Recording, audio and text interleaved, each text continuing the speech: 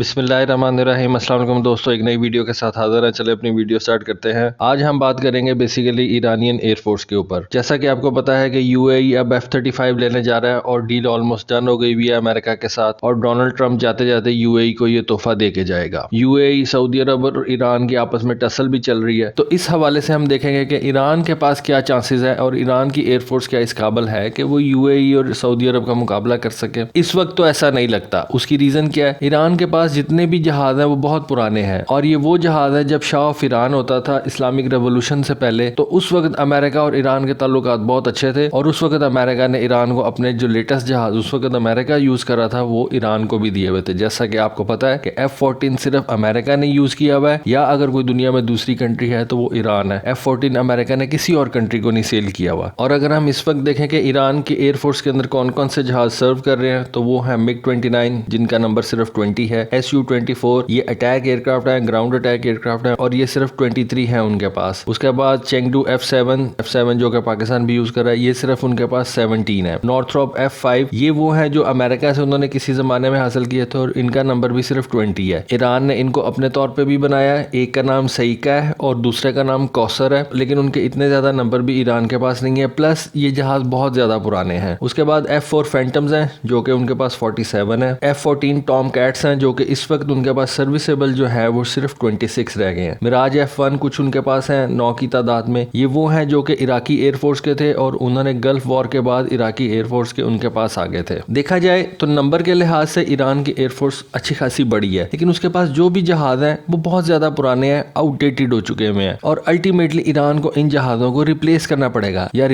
पड़ेगा, या नए जहाज लेने पड़ेंगे। और ईरानियन एयरफोर्स को इस बात का इदराक है, और ईरान ने अटेम्प्ट्स भी की हैं कि वो रशिया और चाइना से नए जहाज परचेज करे, लेकिन किसी भी वजह से वो कामयाब नहीं हो सका। आज हम ये देखेंगे कि ईरानियन एयरफोर्स का फ्यूचर का जहाज कौन सा होगा। जैसा कि मैंने आपको कहा कि ईरान के पास या तो बहुत पुराने अमेरिकन जहाज हैं जैसा कि F-14, F-5, F-4, या उसके पास कुछ चाइनीज जहाज हैं जैसा कि F-7 हो गया। दो उसके पास रशियन जहाज है MiG-29, वो भी बहुत ज्यादा पुराने वर्जन है, और सुकोई Su-24 ये ग्राउंड अटैक वर्जन है। ईरान ने F-5 की रिवर्स इंजीनियरिंग करके कुछ अपने मुल्क के अंदर भी F-5 बनाए हैं, जिनको मैंने आपको बताया कि सईका एक का नाम है और एक का नाम है कौसर, लेकिन वो रहेंगे F-5 ही। उनकी एक लिमिटेड रेंज रहेगी। अगर उसके अंदर आप एक अच्छा सा रडार भी लगा लेंगे तो उसकी बहुत ज्यादा रेंज नहीं होगी, प्लस उसकी जो लिमिटेशंस हैं वो रहेंगी। वो ईरान उनको दूर नहीं कर सकता जब तक कि वो एक नया डिजाइन नहीं बना लेता। तो ईरान के पास इस वक्त कौन कौन सी ऑप्शंस हैं? पास के अंदर अगर हम देखें तो ईरान MiG-31 के अंदर बहुत ज्यादा इंटरेस्टेड था। 1990s के अंदर ईरान ने 24 MiG-31 का ऑर्डर प्लेस किया था, लेकिन जैसा कि आपको पता है कि सोवियत यूनियन कोलैप्स कर गया और ये डील पूरी नहीं हो सकी। 1990s के अंदर MiG-31 एक अच्छा जहाज था, आज भी अच्छा है, लेकिन बेसिकली ये एक इंटरसेप्टर है। लेकिन ईरान के पास जो जो ऑप्शंस थी उसी के अंदर से ईरान ने चूज करना था, और उन्होंने MiG-31 को चूज किया और ऑर्डर प्लेस किया 24 जहाजों का। लेकिन अल्टीमेटली क्या हुआ? सोवियत यूनियन कोलैप्स कर गया और ईरान को ये जहाज नहीं मिल सके। 1992 के अंदर ईरान ने एक और बड़ा ऑर्डर रशिया को प्लेस किया। ये जो ऑर्डर था इसके अंदर MiG-29,